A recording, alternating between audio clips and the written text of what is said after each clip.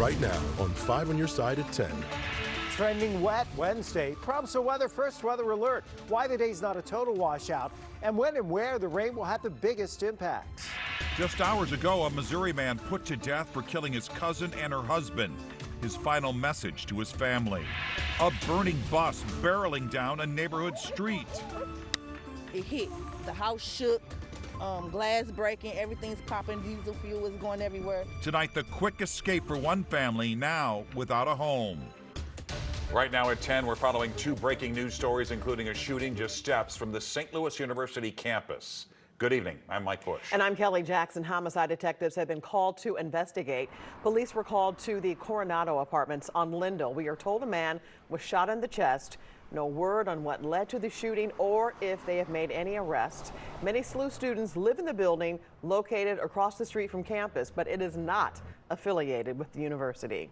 And we are also following breaking news out of St. Charles. This is a live look at Highway 370 near 94, which just reopened about 30 minutes ago. The eastbound lanes were closed for about 2 hours after a fiery crash. According to police, two motorcycles crashed into the rear of a tractor trailer. Both riders were taken to the hospital with injuries. This crash remains under investigation. Stay with 5 on your side for the latest on both these breaking stories. We'll provide updates on air on KSDK.com and on the 5 on your side app. Now let's talk about our weather. We could see some overnight showers, but heavier rains moving our way from the southwest has prompted a weather alert Wednesday. Let's get straight over to Chief Meteorologist Scott Connell with the weather first forecast, Scott. And you know, this isn't for severe weather as we head into tomorrow, Kelly. It's really because the evening rush hour in particular is going to be rather soggy. Today, a tale of two different areas. If you were south of St. Louis, like in Arnold, you saw clouds most of the day, even a few showers farther to the south. But north and west, at times, it was almost crystal clear. There's not a whole lot on the radar screen this evening. A few showers down to the south and southeast of St. Louis. Most of it has been insignificant and will continue to be insignificant through the overnight hours into early tomorrow morning, taking us right towards tomorrow morning's rush hour, 6, 7 o'clock. That rain is still south of St. Louis through early tomorrow morning. When does it get iffy? As we head into the afternoon, especially 2, 3, 4 o'clock, widespread heavier showers are expected to push into St. Louis. That's expected to create ponding on the roads, and as a consequence, the evening rush hour is likely going to be slow. Not to the magnitude of the solar traffic yesterday after the eclipse, but it will be a slow, sluggish evening rush hour. That's why we have your weather first weather alert for Wednesday evening. We'll see in a few minutes. We'll track more as we head towards the weekend because after this rain comes a big warm up. All right, Scott, and you'll want to stay on top of the weather first forecast tomorrow. Text the word weather to 314-425-5355, and we will send you a link straight to your phone. Less than 4 hours ago, the state of Missouri carried out its first execution of 2024. Brian Dorsey died by lethal injection at the state prison in Bonne Terre. Dorsey was convicted in the 2006 murders of his cousin Sarah Bonnie and her husband Ben at their home near Jefferson City. Prison staffers campaigned to spare Dorsey's life, calling him a model inmate. Governor Mike Parson and the U.S. Supreme Court denied clemency.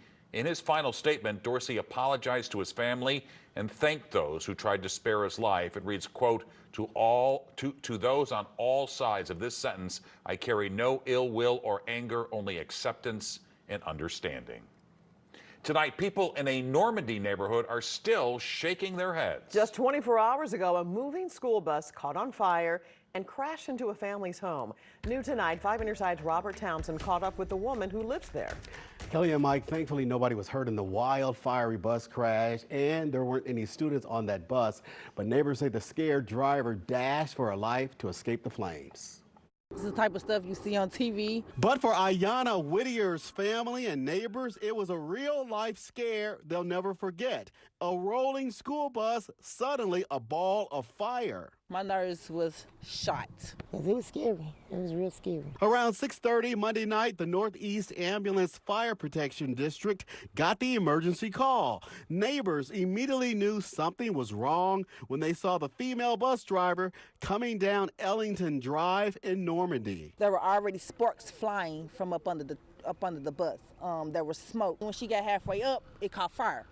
and they were yelling, waving their hands like your bus is on fire. Neighbors say when the driver reached the top of the street, flames shot from the front of the bus, the driver trapped inside. They said that she was kicking at the door as it was rolling backwards. Couldn't open the door, she couldn't put it in park. The scared driver finally kicked open the door and jumped off the burning bus. Whittier says the bus then went across her neighbor's front yard, hit her parked car, and plowed into her home. My car stopped the impact from the bus totally hitting my house. Whittier was at work at the time, her fiance standing in their driveway with their 8-year-old daughter as the fiery bus headed toward them. They ran in the house to get my son, so by the time they're coming back to come out,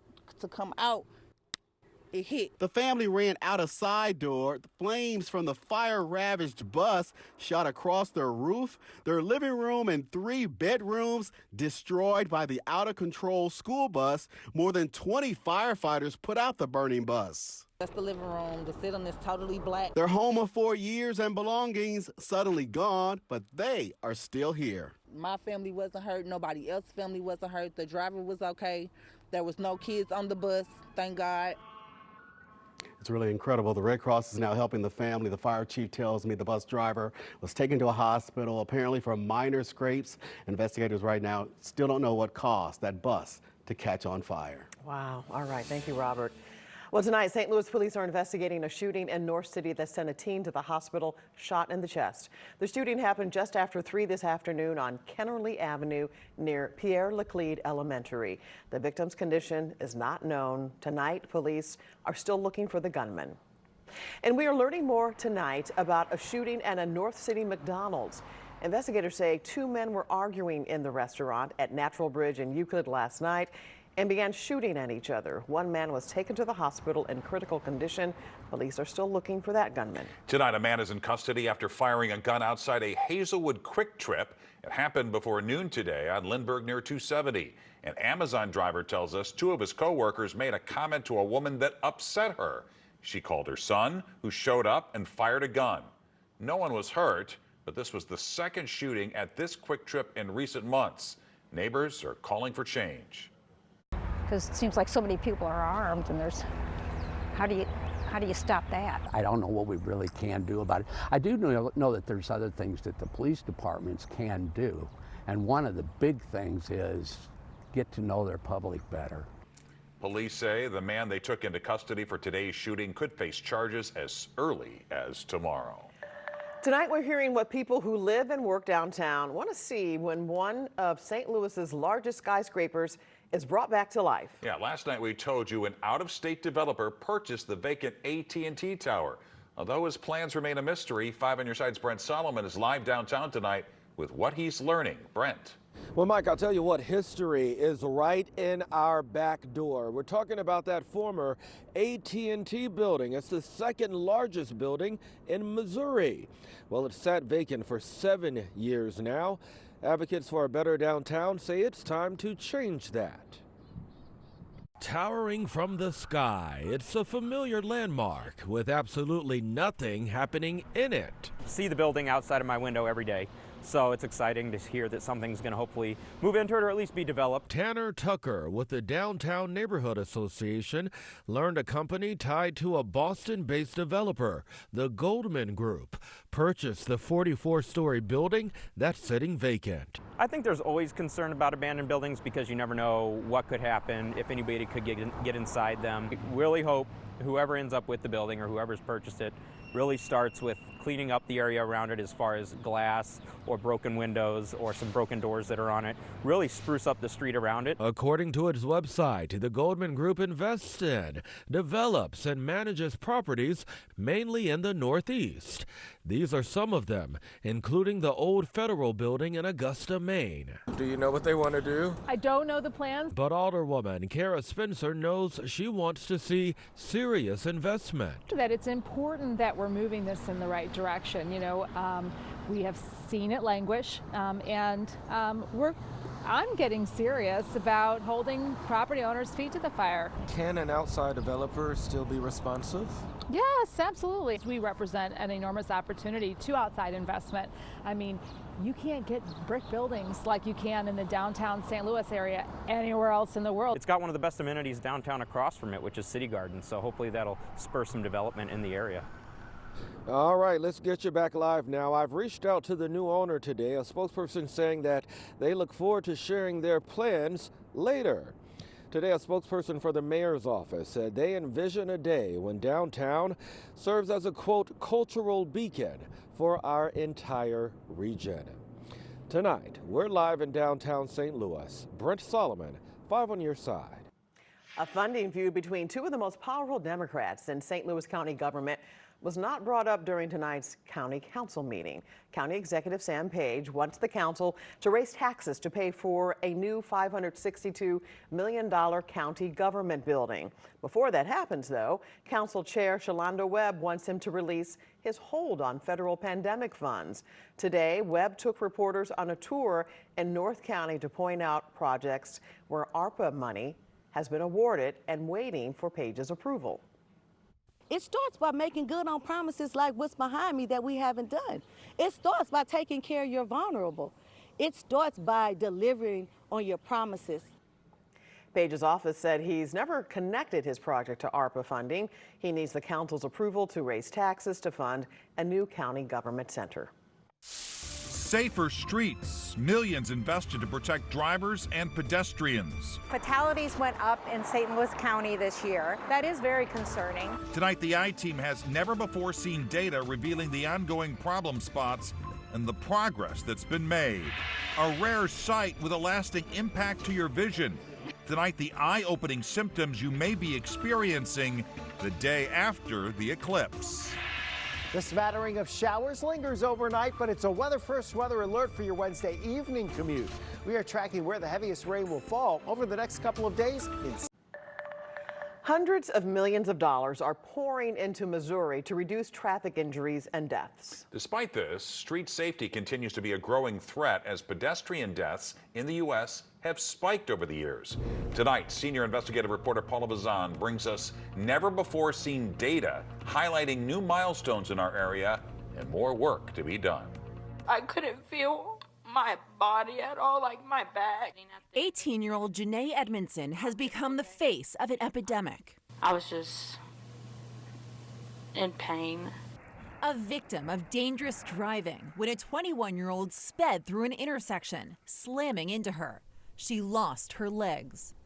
And I was just sitting there, face down, like on the concrete. She plays her favorite sport differently now.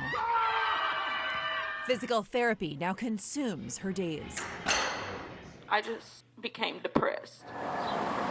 Since that crash right here in downtown St. Louis, advocates for safer streets have been pouring through data to understand what went wrong and how we improve. And now a new report that helps to connect the dots. We know it's a dangerous location. We met Cindy Mentz at one of St. Louis's busiest intersections. She's the CEO of TrailNet, an advocacy organization focused on street safety. And for the 4th year in a row, she's been analyzing traffic crashes. Fatalities went up in St. Louis County this year. Her research reveals a new record. 28 pedestrians were killed by drivers in St. Louis County last year. That is very concerning. Meanwhile, in the city, the number of people killed by drivers dropped. Mentz credits more awareness. Still, she says there's a worrisome trend. The vast majority of crashes involving people walking continue to happen in Black and minority areas. Because they have higher levels of riding transit, not having cars, and depending on other modes of transportation. Making them more vulnerable, especially in these areas. The report reveals the most dangerous boulevards are Grand, Kings Highway, and Gravois. So what's going on? Why is it so dangerous to be a pedestrian? I think it's a multi-factor issue. The I-Team pressed the city's Scott Ogilvie for solutions and explanation. It has something to do with roadway design. It has a lot, we believe, to do with distracted driving. It has something to do with vehicle size. What specific actions are you taking as a city to address safety? I think number one is roadway design, fewer lanes of traffic, shorter crossings for pedestrians, things that generally slow the speed of vehicular traffic. He says there's now an unprecedented amount of funding, $300 million to roll out citywide over the next 4 years. Money that'll go toward widening sidewalks and adding bike lanes. We believe that an ordinance that will allow us to have things like red light cameras again will likely pass, and I think that'll be a really useful policy tool on the enforcement side. But Mentz believes there's too much waiting. She wants quicker changes, like temporary traffic barriers to slow down cars. It's all part of the struggle to get people to pay attention. Edmondson was hit by a driver who ignored a yield sign. Her harrowing experience is a reminder of the devastating consequences of carelessness on the road. The I-Team has talked with over a dozen people who have been impacted by traffic dangers and want action. So what can you do right now? Safety advocates say whether you're driving, biking, or walking, heads up, phones down. For the I-Team, Paula Vasan, 5 on your side. And if you've got a tip for our I-Team, you can leave a voice message at 314-444-5231, or you can email Paula directly at pvasan@ksdk.com. All calls and correspondence will be kept confidential. The Great American Eclipse is all but a memory tonight, but it could have a lasting impact on your vision, especially if you didn't heed the warnings and looked at the sun without protective glasses. Ophthalmologists say if you're seeing a purplish green spot right in the center of your vision, you may want to get your eyes checked. Solar retinopathy shows up as painless vision loss, and so they're going to be left. We've all looked at a bright light too long, and you get that kind of purplish green thing right in the center part of your vision. That's what it's going to look like. It just doesn't clear, it doesn't get better. So it is a big black spot kind of in the center part of your vision, loss of acuity, but not pain. Other symptoms include blurry vision, headaches, and eye strain. It was a late night for many who drove south to view the eclipse in totality. MoDOT says northbound I-55 had stop-and-go traffic from Cape Girardeau to Route Z in Pevely, which is more than 80 miles of heavy congestion. Several people who went to Cape Girardeau say it took them 4 or 5 hours to get back home. That's twice as long as it usually takes. The highway was insane. I mean, you could see people parked all the way on the highway, on the on-ramps, on the side of here on the highway. A common sentiment among travelers, many say they'd sit in traffic all over again to experience the eclipse. I believe that. Chief Meteorologist Scott Connell is here with the Weather First forecast. This time last night, you were barely making it back to the station because of the traffic. Were in that traffic. I was in the traffic, but I kind of, I followed the guidance, as you will, of, the apps. They're telling you divert. So I kept diverting. I wasn't sure if I was going to be back in Mount Vernon before it was over coming back, but I made it back in here in much better time than a lot of folks did. And here's the thing. Can you imagine if we had had the eclipse today? All of the areas southeast of St. Louis were just socked in with cloud cover, and north and northwest of St. Louis, it was much brighter. But of course, today it wouldn't have mattered. No eclipse, no worries, right? Tomorrow, we do have a Weather First weather alert. Really starting here as we head towards the evening rush hour. And that's why we have the weather alert, because tomorrow afternoon that rain is going to pick up during the afternoon and evening hours, and it becomes much more widespread just in time for the evening commute around St. Louis. That is really going to slow things down. What we have right now, a few showers off to the southeast of St. Louis. We've seen them percolating much of the afternoon into this evening, off and on. Same general area here, Prairie du Rocher, heading on up towards Renault, and then you get back into the metro area, very little in the way of any rainfall. The big focus is farther to our south right now. We'll see a few showers here and there. You've got the big strong storms down to the south, storms across parts of Texas and Oklahoma. As that energy all starts to swing to the northeast, our chances of showers really ramp up going into tomorrow. This is why tomorrow morning's rush hour won't be a problem. We get through noon without much going on the radar screen around St. Louis. But after lunchtime, look how widespread that rainfall becomes. Right about the time the kids get out of school and you're trying to start maybe your baseball practice at the high school level. Going to have struggles with that. Although if you want to be out there in the rain, you can. Don't think there'll be much thunder with this, but that's a pretty widespread rain through the evening rush hour. And then another batch surging into the south and southeast of St. Louis. This will take us right into early on Thursday.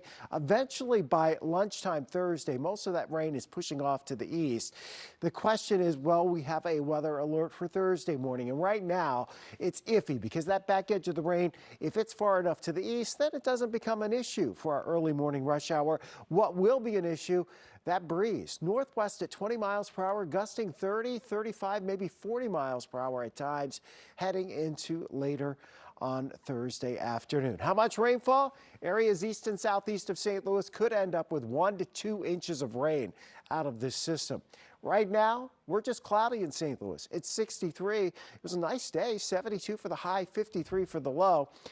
Breaking it down for tomorrow, mainly dry, just cloudy in the morning. No big problems for the early morning rush hour weather-wise, but that weather alert for the evening rush, when we do expect it to be raining hard enough across much of the area to be creating some big-time slowdowns. Maybe not quite to the extent that we saw with the solar eclipse yesterday, Right. but it's still going to slow things down tomorrow evening, going into the weekend, back into the 80s. That looks good. Nice. Scott, thanks. Frank is here with sports. Sonny Gray made his Cardinal debut tonight. He was special, but was it enough? We have Tiger talking golf, and I'm going to tell you about one of the greatest sports droughts in our region's history right after this. This 5 on Your Side Sports Report is sponsored by Telly Tire and Auto Centers, driving your way since 1942. I can't really remember the last time the opposing team came in with their ace pitcher, and I like the Cardinals pitcher better. Maybe when Adam Wainwright won 20 games in 2014. So the Phillies brought in Zach Wheeler tonight, but let me tell you, I'll take this Sonny Gray fella instead. New Billiken coach Josh Schertz threw out the first pitch, and the only thing that matters is the ball did not hit the ground. It wasn't quite the skill level of Sonny, though. The curveball they get Bryce Harper to end the first. How about this curve that paralyzes Nick Castellanos in the third? Sonny went 5, allowed 5 hits, and here is his most famous pitch, the sweeper. Sit down, Bryce. Nolan Gorman is starting to find it in the fourth.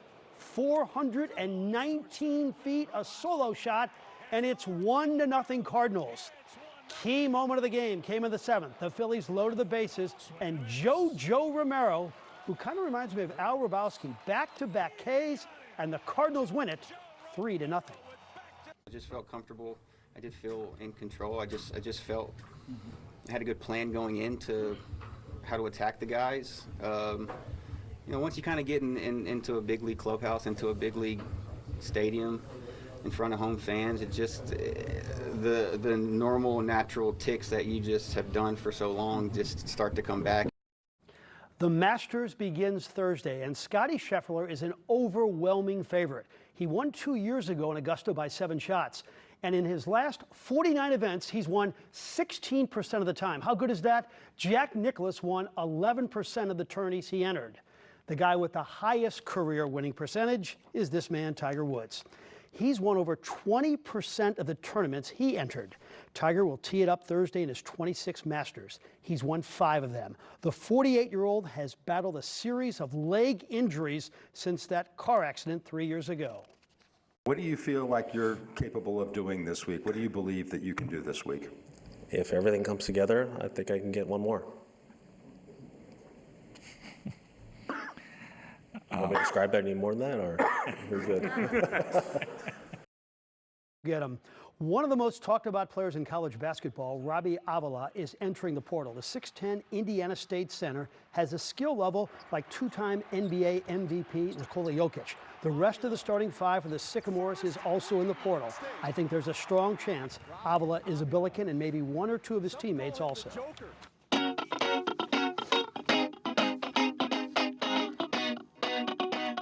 Finally tonight, I don't want to depress anybody. However, we just had another Final Four, and it got me to thinking about the respective droughts at SLU and Mizzou. Mizzou's had a basketball team for 118 years, and they've never been to the Final Four. Only BYU has been to more NCAA tourneys without making the Final Four. SLU has had a basketball team for 108 years. No NCAA Final Fours, 226 combined seasons, and no Final Fours. It took UNLV 8 seasons to make their first Final Four, Charlotte 6 seasons, Jacksonville 5 seasons. And some of these schools that get there are not exactly powerhouses. George Mason, Florida Atlantic, and VCU have all gotten to the promised land. Maybe we will get lucky one day. Mizzou is flush with cash, and they are recruiting well, and SLU just hired a guy, Josh Schertz, who won 32 games. Our town has waited long enough. We'll take a break, and we'll be right back after this. Well, tomorrow is a weather alert day, so Scott has one final check of the forecast. And I think we're going to be out the door just fine tomorrow morning with just clouds, but the rain chances build through the course of the day. And that weather alert is really for tomorrow evening. Our rush hour tomorrow evening is going to be filled with downpours around the metro area. That's likely going to slow things down. Plus, it's a lot cooler tomorrow, only in the lower 60s for highs. That breeze gets stronger on Thursday as the rain pushes away, but much, much warmer this weekend. You're going to love the weekend. Sounds good. There you have it. 5 on your side at 10. The Tonight Show is next. Start your day with Today in St. Louis at 4 a.m.